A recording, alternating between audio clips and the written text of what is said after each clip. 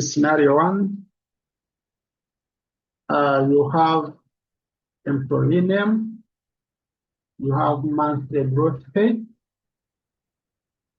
You are told that David is a non-resident individual in Uganda.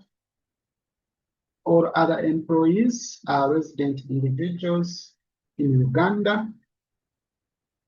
You are told to determine pay as you earn for resident employees using the previous and current monthly individual rates. This is very, very key.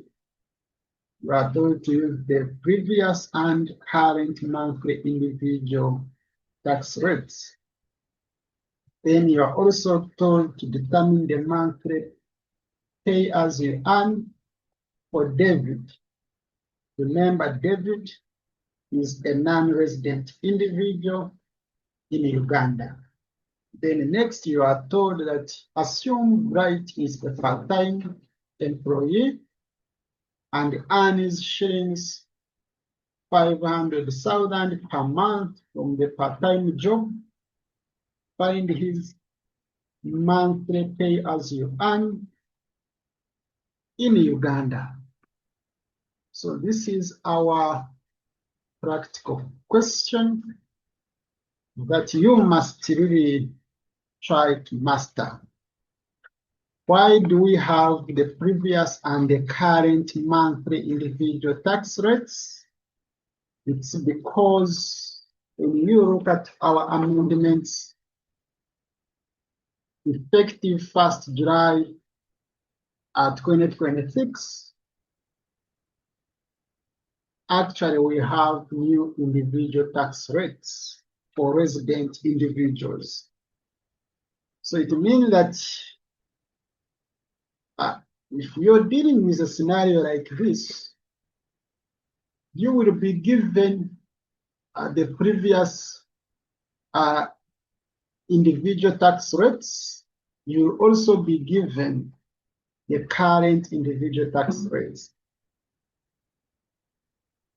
But also in practice, you need to be knowing these things, whether you are an auditor, whether you are a tax consultant, whether you're a person working with URA, whether you are an accountant, whether you're a business owner, whether you are a lawyer. You need to really understand that there are some amendments, so you must try to be familiar with these amendments. Okay?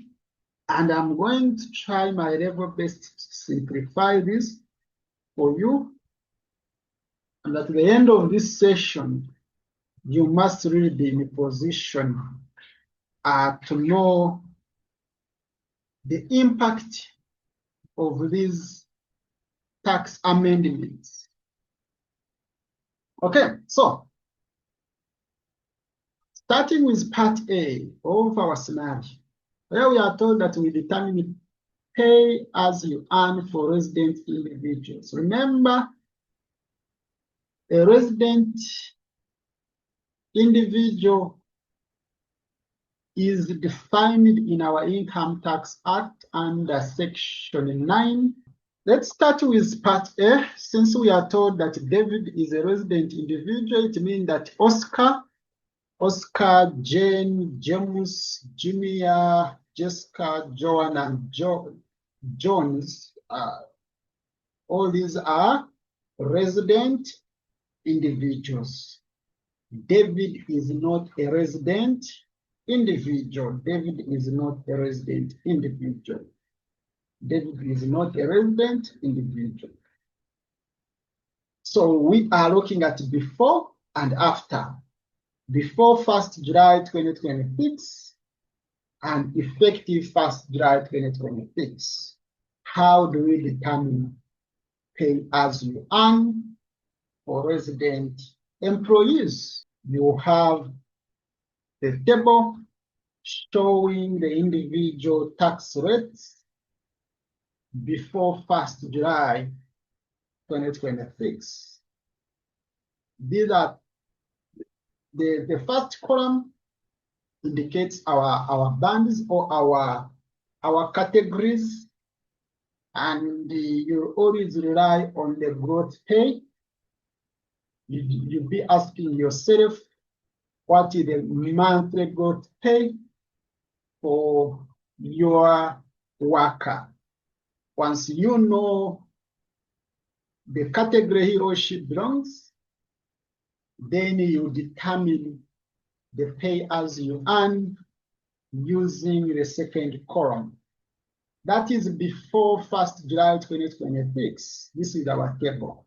I am going to explain this in details as we deal with the number. Then effective 1st July 2026, effective 1st July 2026, this is our resident individual tax rates. This is our resident individual tax rates. Mean that still you will use the first column to know, you use your first column basing on the growth pay. Look at the growth pay you're dealing with. Ask yourself, what is its category? Where do you find the growth pay? So you'll be asking yourself, what is the gross pay of this worker? That gross pay is in which range? So after knowing the range, you will be in a position to determine the pay as you earn. Then we also have the non-resident individual tax rates. Here is also my table indicating the non-resident individual tax rates. If you don't meet the conditions for resident person, resident individual in Uganda, then we apply the non-resident individual rates. Still, we'll be asking ourselves, what is your growth monthly? What is your monthly growth pay? After knowing your growth monthly pay, we look for the range. What is, where do you belong? Okay, so after knowing your range, it will help us, or will be in a position to really determine the pay as you earn. All right, so let's start with the Oscar. Oscar is a resident individual in Uganda, and his monthly growth pay is 235,000. If we are to determine his pay as you earn using the previous monthly individual rates, we are going to use this first table.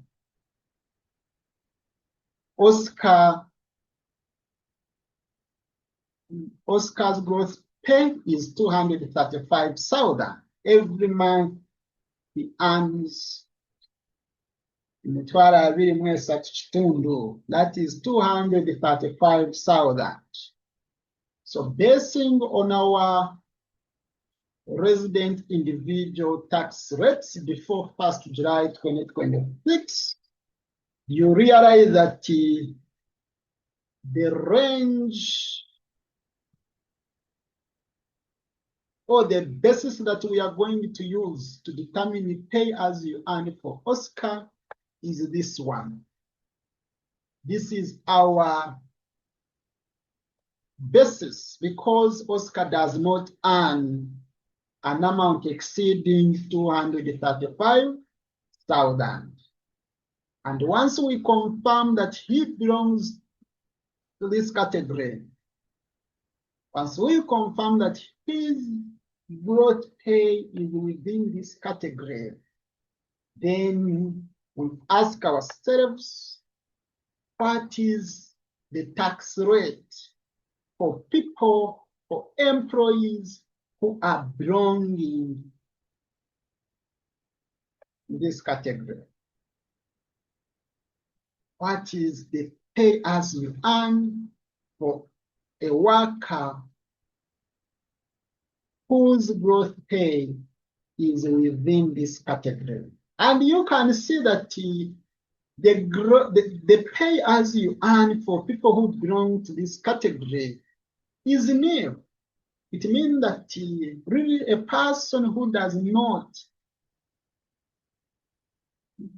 earn more than 235,000, then there is no PAYE. That is before 1st July 2026. So it means that for us, the people who are using Excel,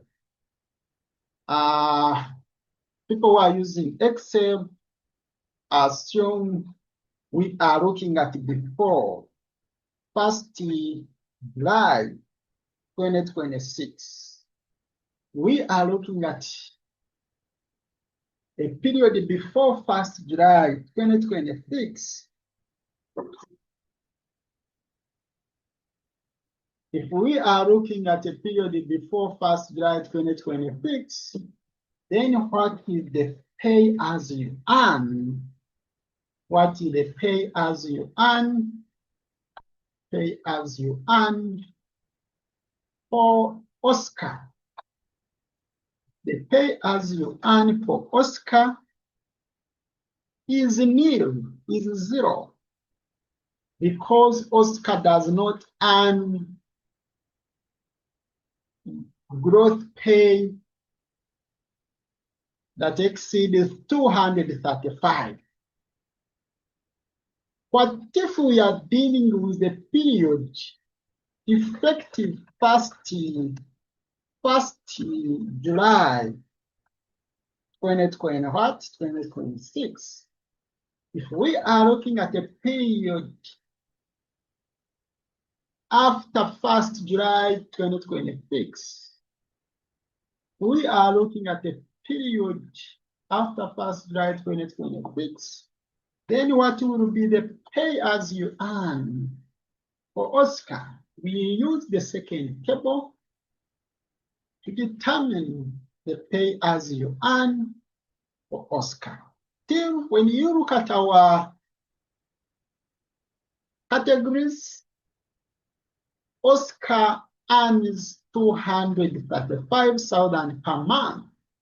So it means that his gross pay is within this what? Is within this range.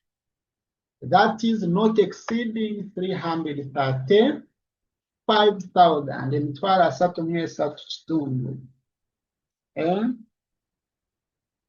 He does not earn an amount exceeding 335,000.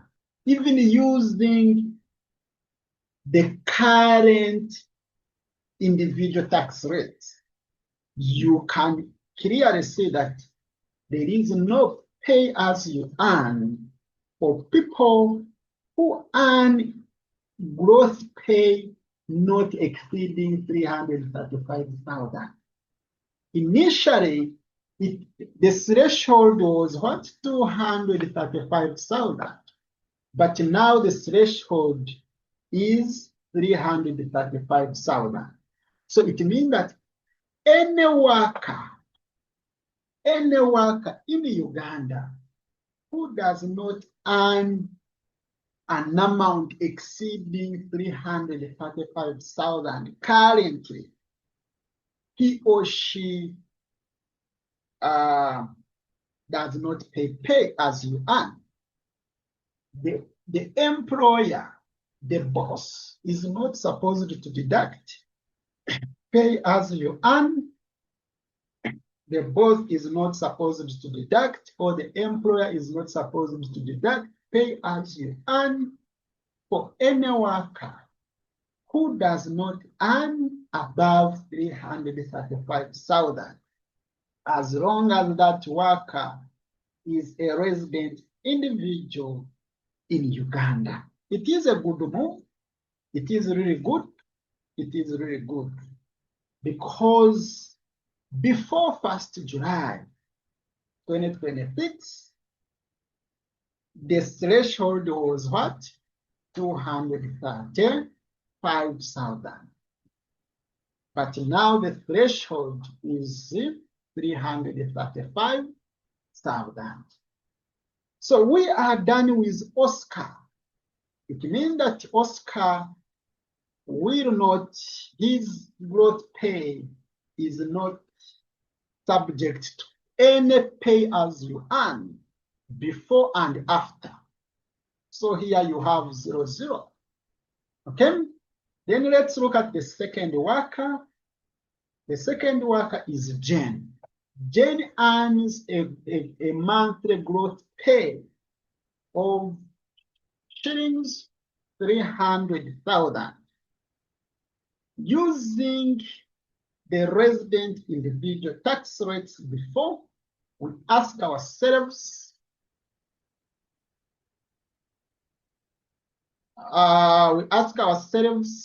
where can we find the growth pay for Jane? Remember, Jane earns a monthly growth pay of 300,000. Looking at your first table, this is your first table. Looking at our first table, we will be in a position to find 300,000 here in this range, because 300,000 exceeds 235, but does not exceed 335,000. That is before 1st July. We are dealing with, or we are trying to determine the pay as you earn for Jane. Jane's monthly growth pay is 300,000. 300,000 exceeds 235, but does not exceed 335. So it means that we are using this band, we are using this category to determine pay as you earn for Jane. So to determine pay as you earn for Jane, we are going to use this, whereby you are getting the 10% times an amount by which the chargeable income exceeds shillings 235,000. And what is that amount? That amount is basically the difference. The difference, and how do you determine the difference? You simply get the growth pay, Jane's growth pay, minus the 235,000. That's how we are going to determine the pay as you earn for Jane using the previous resident individual tax rates. So using your Excel, you can simply do this. You simply put equal signs, type 20%, times it is shift, then press 8, open bracket, growth pay is 300,000 minus 235,000. Don't put any comma. So when you do that, close bracket and press enter. So that is the pay as you earn for Jane before 1st July 2026. What about the pay as you earn for Jane using the current individual tax rates. Using the current individual tax rates means that we are going to use our second table. This is our second table that has individual tax rates effective 1st July. So we still look at our first column. We ask ourselves, where do we find the growth pay for Jane? In which category? Jane earns a growth pay of shilling 300,000. 300,000 does not exceed 335,000. And because the amount does not exceed 335,000, we are told that there is no what? There is no pay as you earn. So it means that effective 1st July 2026, Jane's growth pay will not be subject to any pay as you earn. Are you seeing that? Are you seeing that? So it means that Jane will be in a position itself, some money. Okay? The impact or the amount saved, the impact here, or you can look at the tax saved. You as Jane, you will be in a position to save how much? Look at before minus after. You are saving 13,000. That is good money. 13,000, you can buy something at home. Okay? You can buy something at home. Eh? It is better than nothing. You get? It is better than nothing. Okay. Let's also move to the next. That is James. Let's look at James. James earns the growth pay of 400,000 per month. James earns a monthly growth pay of 400,000 per month.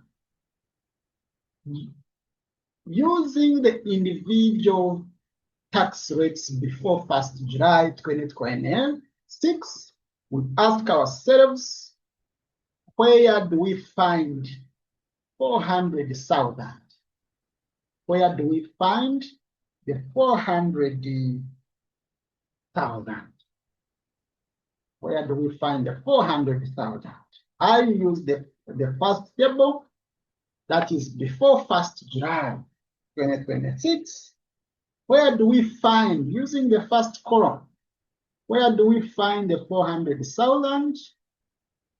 We find the 400,000 within this category.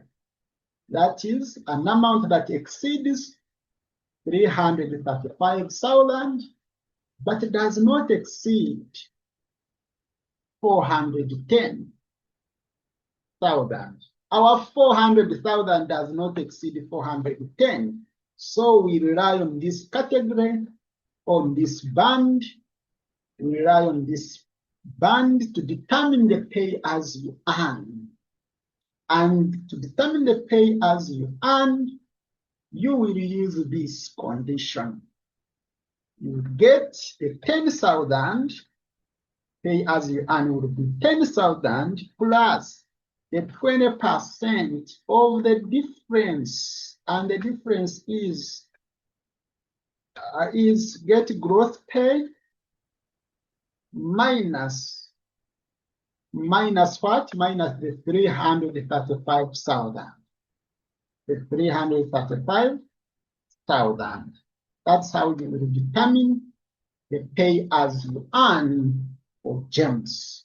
So those who are using Excel, simply do this to determine the pay as you earn for James. Simply get 10,000. Where are we getting 10,000? It is within the row. It is within the low. So get 10,000 times 20%. So get 10,000 plus 20% times open bracket. The gross pay is 400,000 minus what? When you look at our condition, we are told to get the 20% of the amount by which the chargeable income exceeded shilling 335. So we say gross pay minus 335. Don't put equal signs. Then press enter. Okay? So that's how you are determining pay as you earn. Pay as you earn. What about effective 1st July if we are to determine pay as you earn for GEMOS effective 1st July? So it means that before 1st July, gross pay for GEMS, that is 400,000, was subject to pay as you earn of shillings 23,000. What about currently effective 1st July 2026? Let's look at our table. You have this table, effective 1st July, currently, that is effective 1st July 2026. These are our resident individual tax rates. We ask ourselves, based on the first column, where do we find the gross pay for GEMS? Remember, the gross pay for GEMS is shillings 400,000. The gross pay for GEMS is 400,000. So, where do you find 400,000? 400,000 exceeds this. It exceeds 335.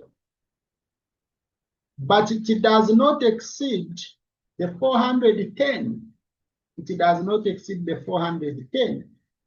So the 400,000 is within this category. And once we confirm the category for your gross pay, we look at our tax rates. It means that we are going to rely on this to determine your pay as you earn. So it means that we are going to get the 20% times the amount by which your chargeable income is gross pay. The amount by which the chargeable income exceeds 335. So it means that you're getting the gross pay, which is 400,000 minus the 335. For those who are using Excel, you can do this. We are simply doing this. It means that here it will be the 20% times open bracket, the 400,000 minus the 335,000. And what does that one mean? It means that here, this person is saving how much? Is saving this. Is saving 10,000. In terms of taxes, is saving 10,000. He's paying for some taxes, but not compared to like before. His pay as you earn before was 23,000 per month, but now his pay as you earn per month is 13,000. So technically you are saving 10,000. Perfect. Let's look at another. Let's proceed to junior. Junior earns a monthly gross pay of 4 450,000. When you look at our scenario here, junior earns a monthly gross pay of 450,000. Twala anamu etano. Twala anamu etano. That's right. 450,000. So before, let's look at before using the resident individual tax rates before 1st July 2026. We ask ourselves, where do we find 450,000? Look at your first column. This is our first column. We ask ourselves, where do we find 450,000? In which range, in which category? So 450,000, it exceeds 335,000. It also exceeds 410. So we can't rely on this category. Let's look at our next category, where the amount exceeds 410,000, but does not exceed 10 million. Remember, our gross pay is 450. 450 exceeds 410,000, but does not exceed 10 million. So it means that we are going to use this C category to determine pay as you earn for junior. So it means that pay as you earn for junior will be 25,000 plus 30% of the difference. How do you get the difference? You get the gross pay minus this 410. Minus 410. Okay? For those who are using Excel, simply get put equal signs, then type 25,000 plus 30% times open bracket. Your gross pay is 450,000 minus the 410 gross bracket. And that's what you get as your growth. Sorry, as your pay. This is what you get as pay as you earn. Okay? What about after? This is before 1st July. Before 1st July 2026. What about for effective 1st July? If my gross pay is, if my monthly gross pay is 450, what is pay as you earn effective 1st July 2026? So let's look at our second table. Our second table is here.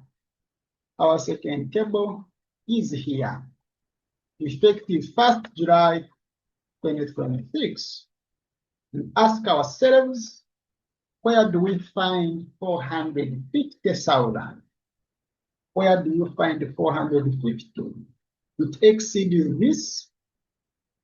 Here the next category is where the amount exceeds 335 but does not exceed 410. Our 450 exceeds 410, so we can't use this category.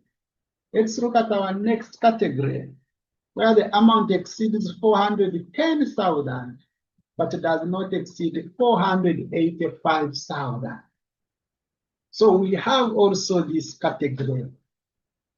In our what? In our new amendments. Effective 1st July 2026, we have this category. Don't forget about it. This category, don't forget about it. So to you who are earning a gross pay, a monthly gross pay that exceeds 410,000 but does not exceed 485,000, we use this to determine your pay as you earn. So it means that we are getting a 15,000 plus 25% times the difference. Times the difference, whereby you're getting gross pay minus the 400D minus the 400D, 10,000. So using the Excel, using your Excel, you can simply get, that is effective 1st July, we can simply get the 15,000 plus 25% times open bracket. Gross pay is 410. Sorry, gross pay is 450,000 minus the 410,000. Let's enter and get your pay as you earn. So it means that for junior will be saving how much? The 37,000 minus 25,000. So junior will be saving 12,000. Okay? So it means that before 1st July 2026, the pay as you earn for junior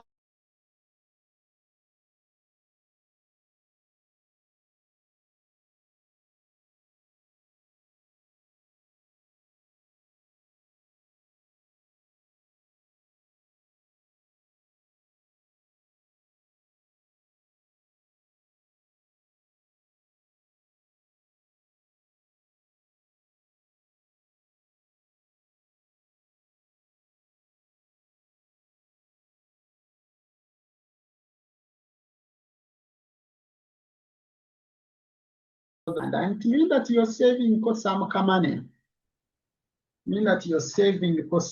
money.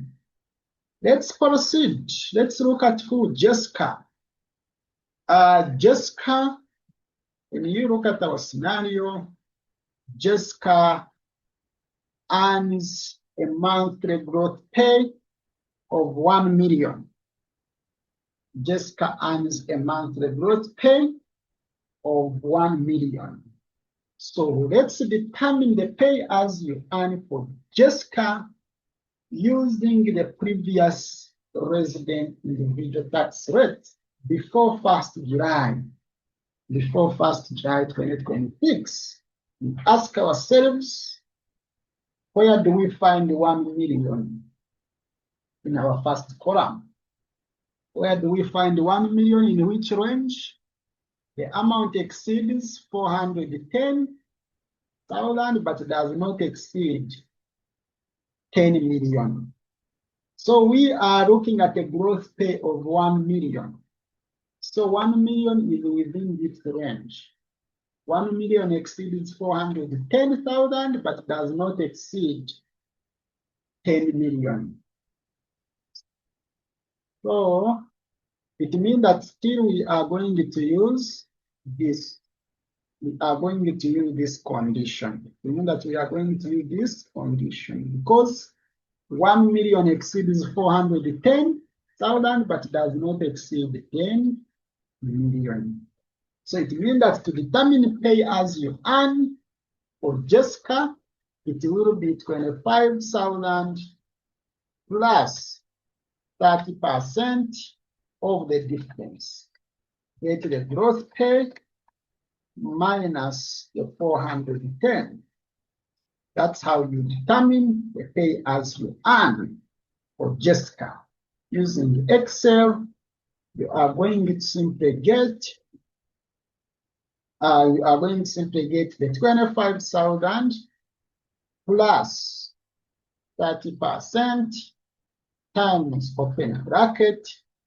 Gross pay is 10 million. Gross pay is 1 million minus 410,000. Press enter. So that is the pay as you earn for Jessica before 1st July 2026. What about effective 1st July 2026? What about effective 1st July 2026? We are going to use our second table. We are going to use our second table, effective 1st July 2026. Effective 1st July 2026. This is our resident individual tax rates. Where do we find 1 million? Using the first column, where do we find 1 million? 1 million exceeds 485. 1 million exceeds 485, but does not exceed 10 million. So we are going to use this category to determine pay as you earn. We are going to use this category to determine pay as you earn. So to determine pay as you earn, you are going to get 300. You are going to determine pay as you earn. You are going to get 33,750. 750. It is 33,750 plus 30% of the excess. You get the gross pay minus 485,000.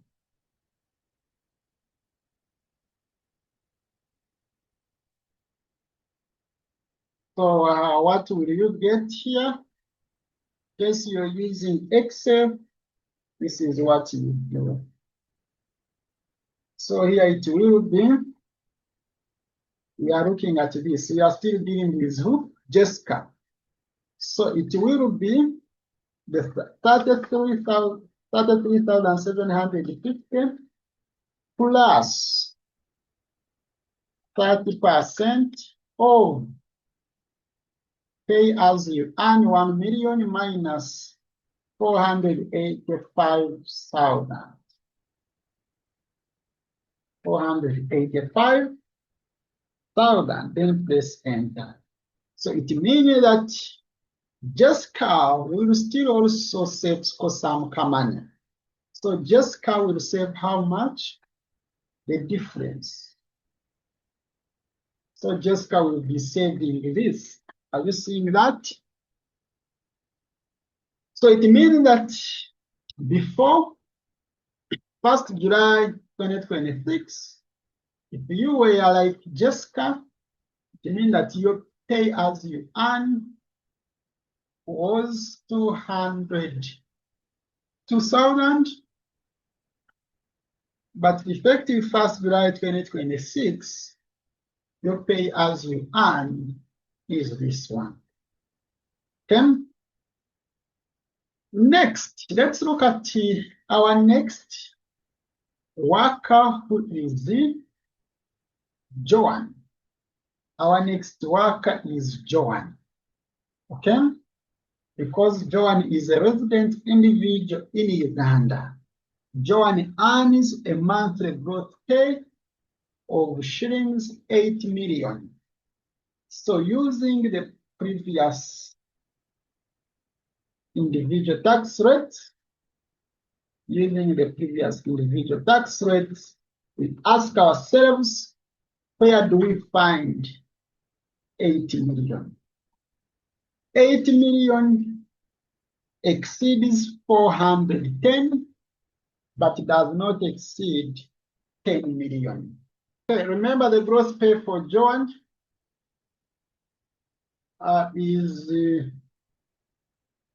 the gross pay for Joan is what? is 8 million. So what you're going to do, is simply get what? You're going to get here 25,000 plus 30% of 30% of the excess. Get the growth pay minus what? Minus 410. So that. And that will be your what? That will be your pay as you earn. I repeat for you. You get the 25,000, then plus 30% times, open bracket, the growth pay, which is 8 million minus the 410,000. Yes, enter. Okay, then what about now? Currently,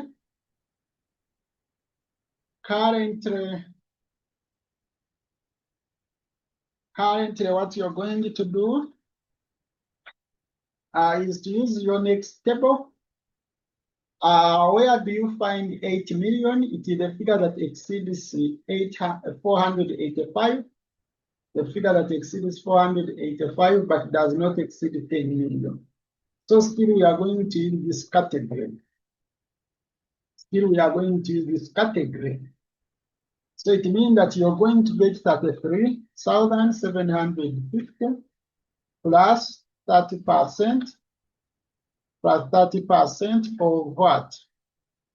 30% of the growth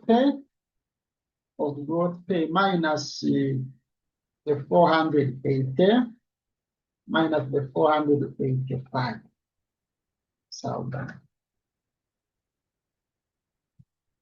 Minus the 485,000. So let's do this using Excel.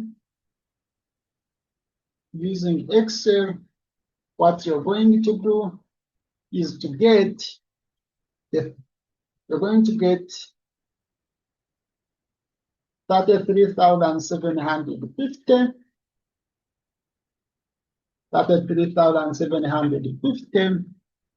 Then plus 30% of the excess, the growth pay, minus the 485,000. Then press enter. I repeat, for someone whose growth pay is 80 million, you get 33,750 plus 30% of the difference, that is growth pay minus the 485,000. And what do you get? That's what you get. It means that you're saving how much? You are saving this minus this. So basically that's what you are.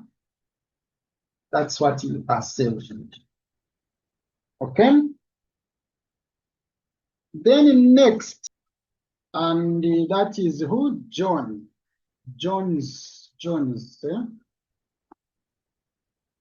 The last one is we are dealing with Jones. Jones earns a growth pay of shillings 15 million. John earns a growth pay of shillings 15 million. So since John earns a growth pay of 15 million, what you're going to do to determine his previous pay as you earn, we are going to ask ourselves, where do we actually find 15 million? In which category? Where do we find 15 million? So you find 15 million where? Using your first column, since the gross pay for Jones is above 10 million. Since the gross pay for Jones is above 10 million, we are going to this category. So we first get 25,000 plus 30% of the excess. The excess is 15 million. That is gross pay. Gross pay of Jones. Gross pay for Jones is 15 million. 15 million. That is the gross pay for Jones. 15 million minus what? Minus 410. Minus 410,000. Then we add because the amount exceeds 10 million, we have to add this. So it means that we need also to add the 10% of the excess. 10% times what is the excess? 15 million, that is the gross pay. The gross pay. Then minus the excess amount that exceeds 10 million. So we say minus 10 million. So I want to repeat for you. If you realize that the amount exceeds 10 million, you will need to first get A. So how do you get A? You simply get this 25,000 plus 30% times the excess. Excess, you're getting the gross pay. The gross pay, remember our gross pay is 15 million. 15 million minus, remember gross pay is chargeable income. So minus 410,000. Minus 410,000. That's how you get A. Then plus B. How do you get B? You get 10% times the amount by which the chargeable income. Chargeable income is gross pay, which is 15 million. So 15 million minus 10 million. That's how you get B. So using our Excel to determine pay as you earn for Jones before 1st July, we have to get A plus B. So we first get A. I am going to get 25,000 plus 30% times open bracket the gross pay minus the 410,000. That will be, let me first open a bracket here. That will be like my A. Then plus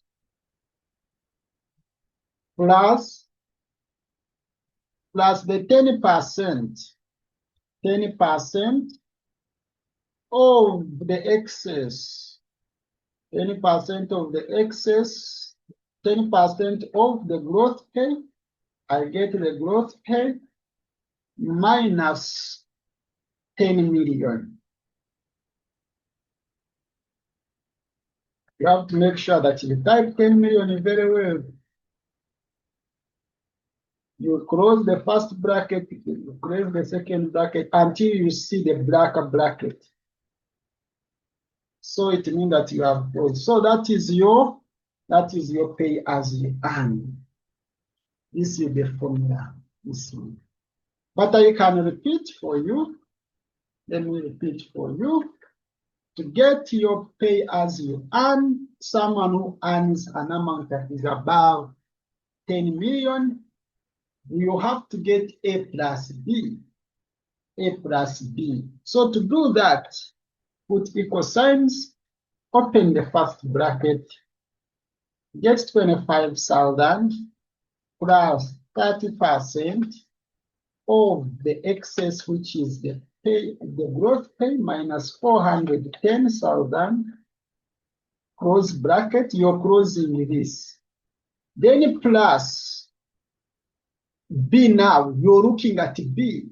So since I'm looking at B separately, I first open the bracket, I get 10% times, I open brackets to get the excess, which is gross pay, minus the 10 million. Close bracket until you see the black bracket. Just enter. If this is confusing you, you can do it. You can first get A, also get B, then get A plus B. Separate. So A, to get A, you are getting 25,000 plus, so you first put equal sign, you get 25,000 plus 30% times open bracket, the growth pay, which is 15 million minus 410,000, then press enter. Yes, enter. That is your A. Then B is 10% of the excess growth pay minus 10 million. Close bracket, then press enter. Then add these two to get the total what? The total pay as you earn. Get A plus C, B. So that's how you see this figure is the same as this. So you can first get A, then add B. First get A, then also get B separately, then add those two figures together to get the total pay as you earn. Or you can use this formula. You can use this formula. Where you have C10, is your growth pay. Is your growth pay. Okay? Okay.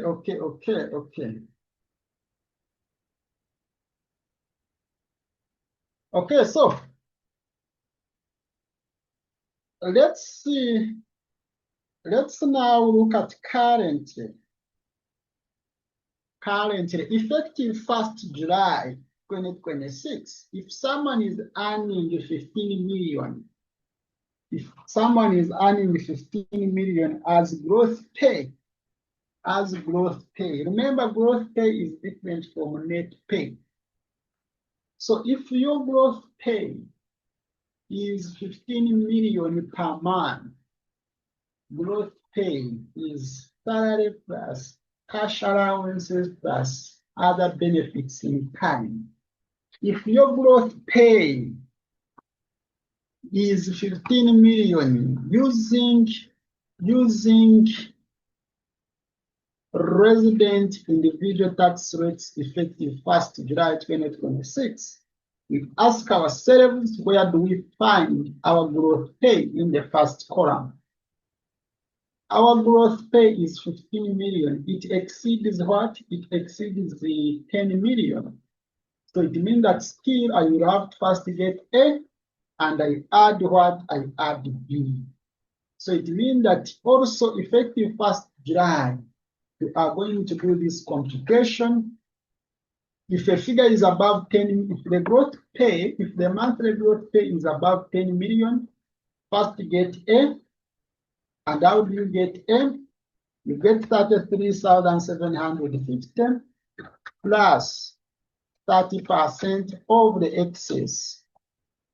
Excess, you're getting growth pay, which is 15 million, minus the 485,000. There you get A.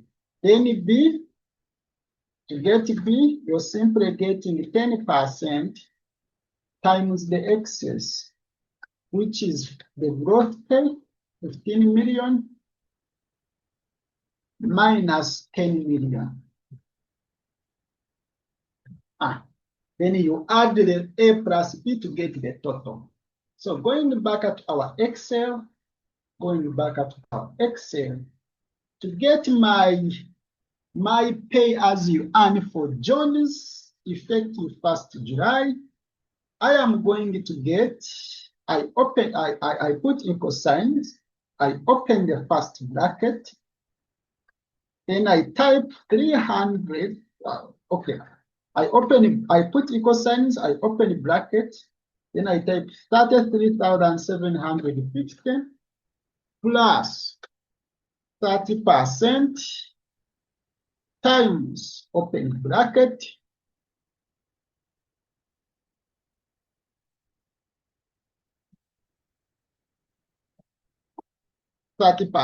times open bracket, the gross pay, click on gross pay, minus the 485,000, then close bracket. Plus, now you are looking at B, open bracket, 10% times open bracket, the gross pay 15% minus 10 million. Close bracket until you see a black bracket. This is the formula that you use. Where there is C10, that is your gross pay. Where you see C10, that is your gross pay. So press enter. I repeat, you simply put equal signs, open bracket, type 33,750 plus 30% times open bracket, click on where you have gross pay, minus the 485,000. 485,000 is fixed. Then close bracket plus open bracket, 10% times open bracket, the gross pay minus 10 million. 10 million is fixed as well. Then close bracket until you see a black bracket. Then press enter. So it means that someone whose gross pay is 15 million, effective 1st July 2026, his pay as you earn will be 4.8 something as pay as you earn. But still you are saving how much? This minus this. It means that you are also still saving some money. You are still saving for some money. Okay, it is not all that huge, but at least you are saving for some money. Okay, what if you want first to get A and B, then add it together? This is what you're going to do. For new rates, you can first get A. How do you get A? You get 33,750. So if you are getting A only, don't put open bracket. Simply put equal signs, then type 33,750 plus 30% times open bracket, your gross pay, which is 15 million minus 485,000. Close bracket, press enter. Then B, put equal signs, 10% times open bracket, gross pay is 15 million minus 10 million. Then close bracket, press enter. Then to get total pay as you earn, get A plus C plus B. you will be in a position to get the same figure. You'll be in a position to get the same figure. Okay, so that's how you determine the pay as you earn before and after. Before 1st July 2026 and the effective 1st July 2026. Maybe you never know. You never know. Going forward, they may do more amendments. You never know. You never know. You never know. So that's it. That's how you determine the pay as you earn before and after.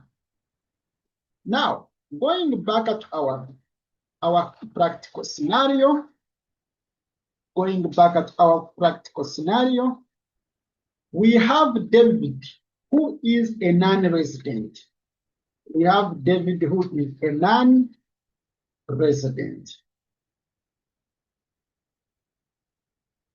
We have David, who is a non-resident, and we are told to determine his monthly pay as you earn.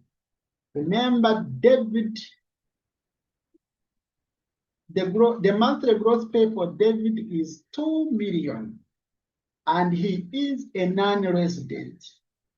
Probably he doesn't meet conditions under Section 9 of our Income Tax Act. He doesn't meet conditions stated under Section 9 of our Income Tax Act. So how do we determine pay as you earn for a non-resident employee? We are going to use this table. We are going to use this table.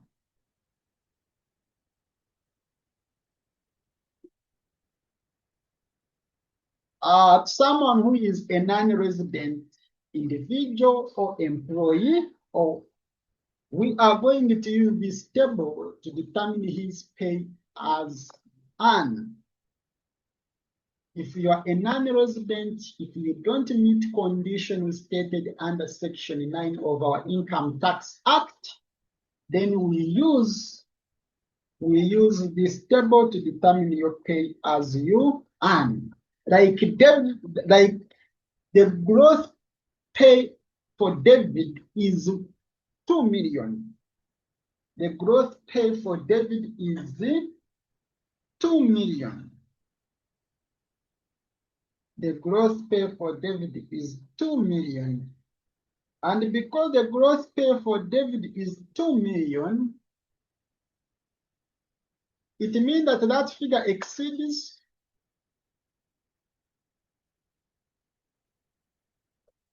exceeds 410. It exceeds 410, but does not what? But does not exceed shillings 10 million. Okay, so if you are earning an amount that is above 410 as a non-resident, but does not exceed 10 million, then this is what you do. To get your pay as you earn, we get 48,500. Then we add 30% of the excess. That is the gross pay minus 410.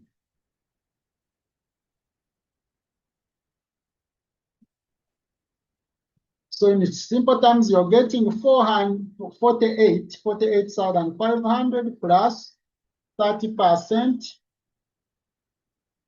times the gross pay is, let's say, 2 million, then minus 410,000.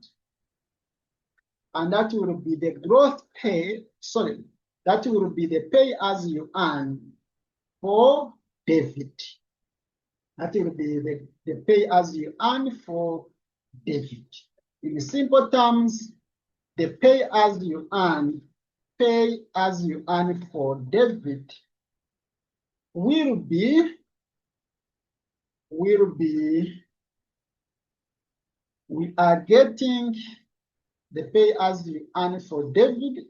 So now take note that we don't have before and after for non-residents.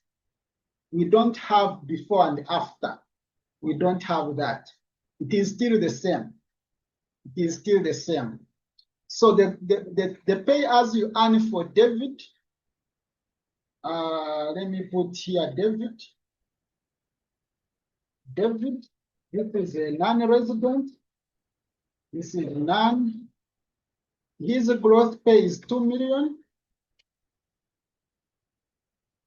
To determine his pay as you earn, you simply get the 48,500, then plus 30% of the excess. 2 million minus 410,000. Close bracket and press enter. So this is the same before and after. It is the same because current amendments,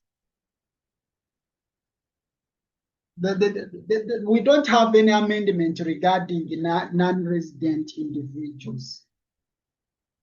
The only amendment we have is for resident individuals, resident individual tax rates.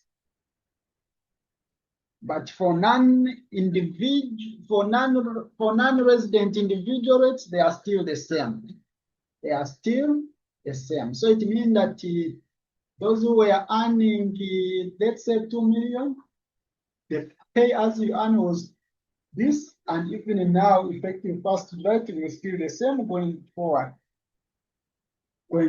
So for you, for non-residents, they will not be saving anything, yeah? For non-residents.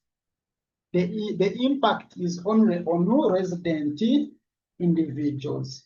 So for non-residents, we always use this table. We use this table. We use this table. We use this table for non-resident individuals. Okay, I think we are done with that. We are done with the pay as you earn for debit. Finally, we are told that assume Blight is a part-time employee and earns shillings 500,000 per month from the part-time job. Determine his monthly pay as you earn in Uganda. Let's look at Part C. Part C is looking at secondary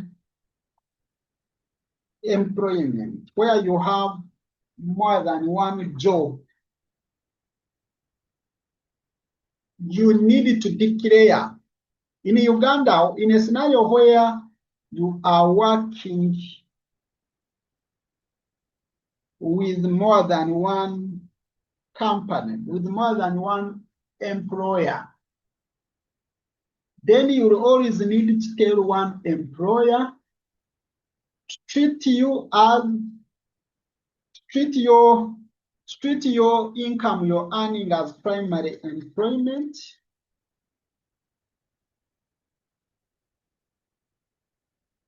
Okay? You will need to declare, you tell your employer that you are my main employer. So if employer A is your if your employer A is your main employer, it's you to decide, not URA, not government, it's you to decide. Say that this is my what? This is my main employer.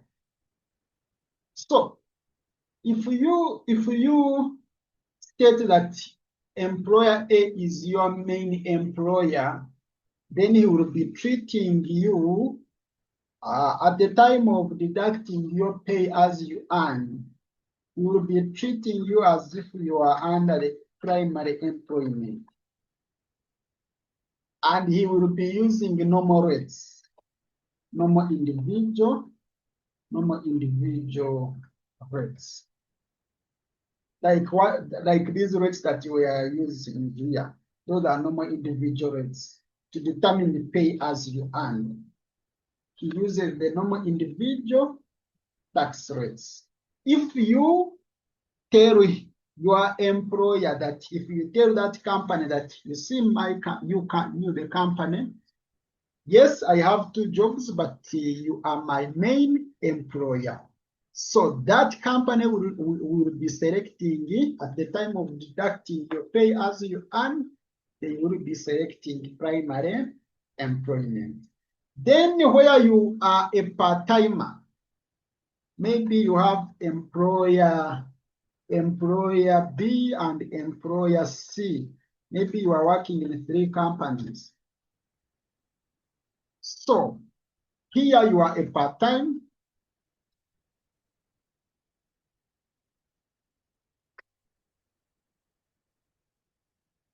Then here also a part-time. So these ones, employer B and employer C, will be selecting what? Will be selecting secondary employment. We'll be selecting secondary employment to determine your pay as you earn. All of them will be selecting secondary employment to determine your pay as you earn. Okay, but the employer A will be selecting the primary employment and will be using individual tax rates. Now, for secondary employment, we use which rates? When you look at how our revenue authority is treating secondary employment, they are simply getting 40% times what? Times your growth pay. Times your growth pay. To get pay as you earn. If you select secondary employment, then pay as you earn will be 40% of the gross pay. So it means that a person like who? A person like this one. A person like this one. A person like who? Who is our, like Bright, who is a part-time employee. His monthly pay as you earn in Uganda will be 40% of this money. That's how URA is treating secondary employment. So it means that for Bright, it means that for Bright, pay as you earn, it is 40%. 40% times what? Times growth pay, which is 500,000. So your pay as you earn will be this.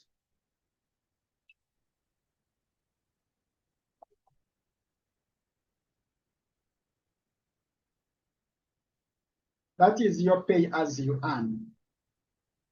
So that's how you determine pay as you earn for part-time employee. Currently, URA is treating secondary employment. Actually, currently, URA is charging 40% for all secondary employment. 40% of the growth. But before, I think this came into effect in May, you are filing your return for April. So those who filed in May, those who were filing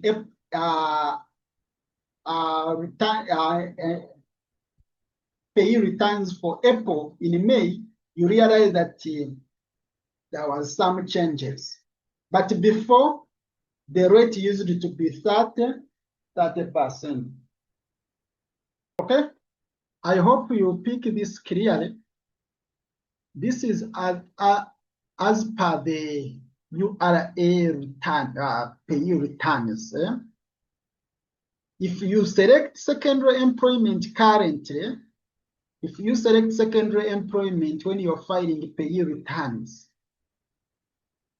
if you select secondary employment for your workers, the rate will be 40%. That was the effective, that was actually effective May. When you are filing, this was in May, yeah? In May, while you're filing the April returns. So I believe here it's maybe in the future, you never know. I can't really conclude, but it could be on the issue of interpretation of the law. But I can, as I said, I can't conclude. The issue could be on interpretation of the law. Maybe, yes, there was a notice. There was a notice issued by the Commissioner General. There was a notice issued by the Commissioner General regarding this. But obviously now, maybe the lawmakers, what was the intention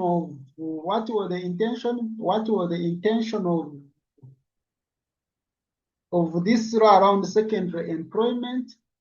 Was it that every person, because we also needed to understand what was the intention.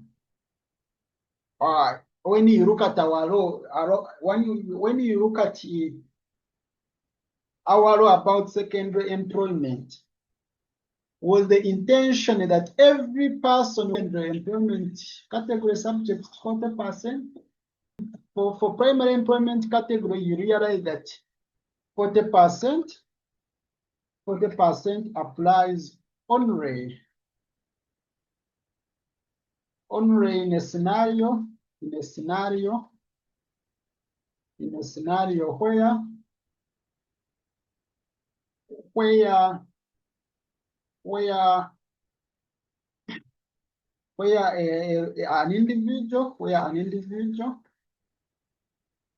where an individual earns more than 10 million. That is for those who belong to primary employment category. But of course, here it really depends on the interpretation of the law and the reason behind secondary employment. If indeed every person who is in secondary employment category is subject to 40% as pay as you earn, I really don't know. But it is this is punishing. This is punishing the people who are in secondary employment. It's like you're punishing them. Just imagine someone who earns 100 in his part-time job. Remember, in his part-time job is earning only what? The growth pay. If the growth pay is, let's say, 100,000 from the secondary employment, it means that you're charging that person 40%.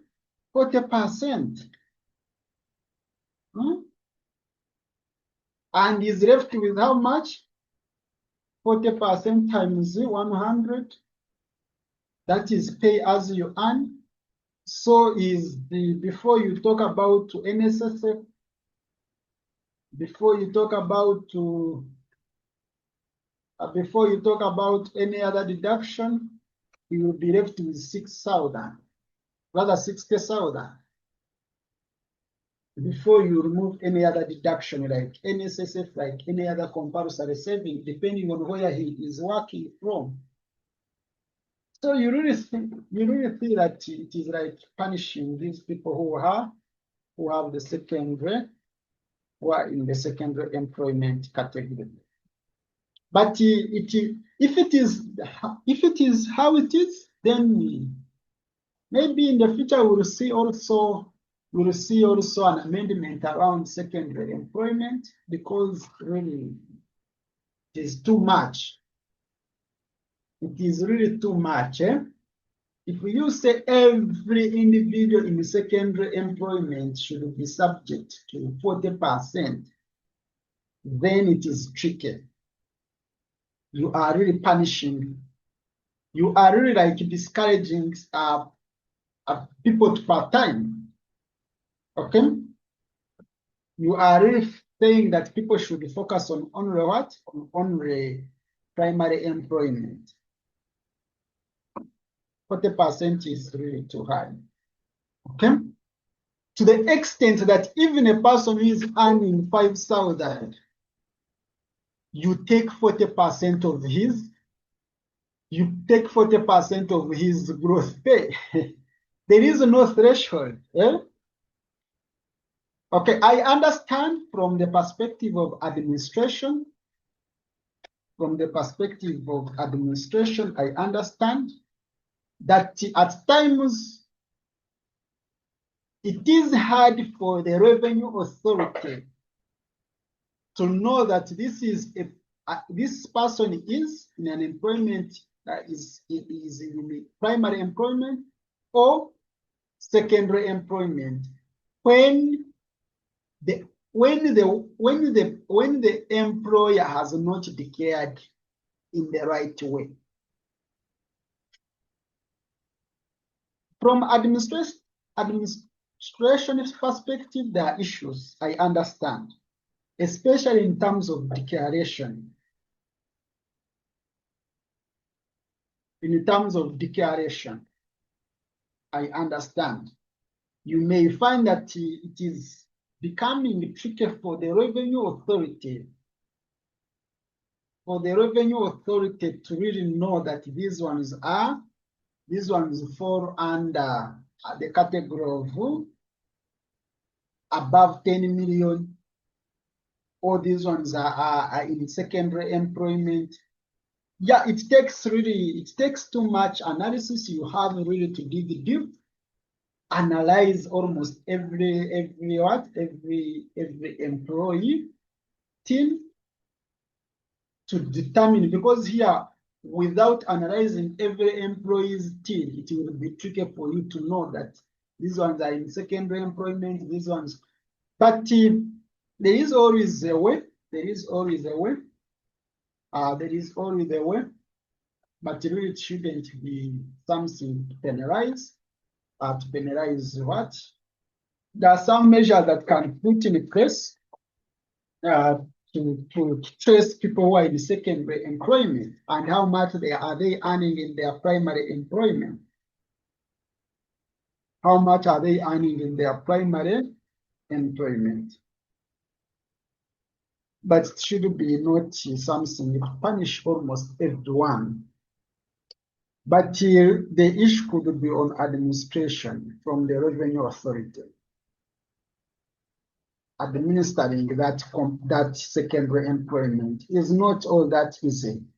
It's not all that easy, but there is always a way, and things can. And also, if the law is clear, we hope that maybe also it could be from the we can wait. Maybe there could be people who are going to take it up to the court level. Arguing that not every, it could be that there could be people who are going to argue that not every individual in secondary employment category is subject to 40% as per the law. There could be those people who are going also to really argue with URA up to TAT, up to High Court, up to Court of Appeal or Supreme Court, or until we seek a new law. But it is something that really we need to look at as tax practitioners, as lawmakers, because really, if you say that every person in secondary employment is subject to 40%, you are punishing even those low earners. You are really punishing even those low earners to the extent that even if someone is earning 1,000 and has growth pay, you take 40%, which is really, it doesn't make sense. There should be some threshold. Maybe in the future, maybe we can see how to phrase it well and not punishing people who have secondary, who are in the secondary employment category. I believe I have been in a position to respond to all those questions. In case you have a question, feel free to let me know. Feel free to let me know. And we can keep the conversation going. We can keep really the discussion on. Okay?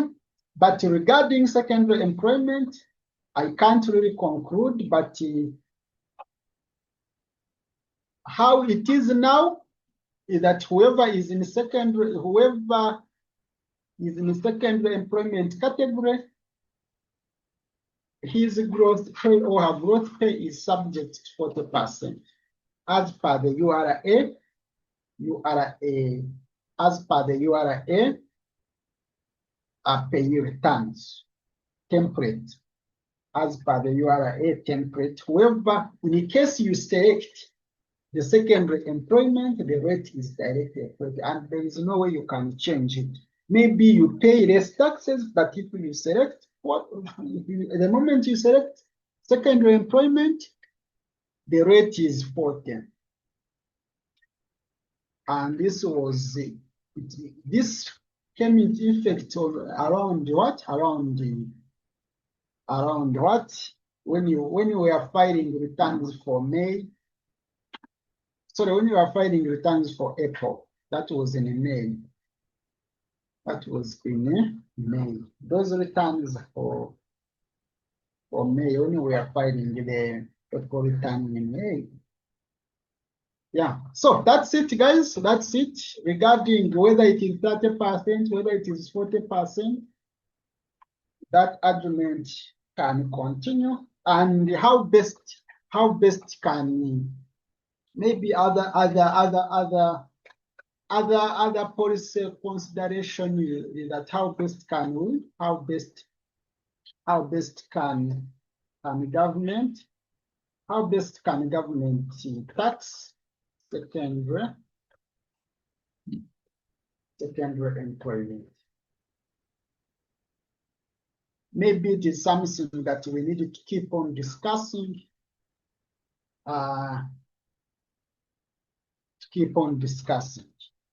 Okay? So of course, whenever you bring a law, you need to look at it in terms of how also that law you're putting in place, is it to implement?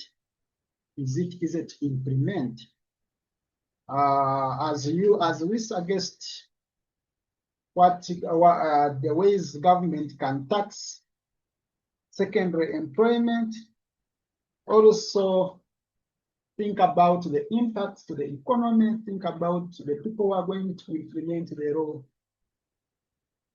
among others. But we shouldn't really punish workers, because at the end of it all, when you earn, you're going to invest that money, you're going to consume.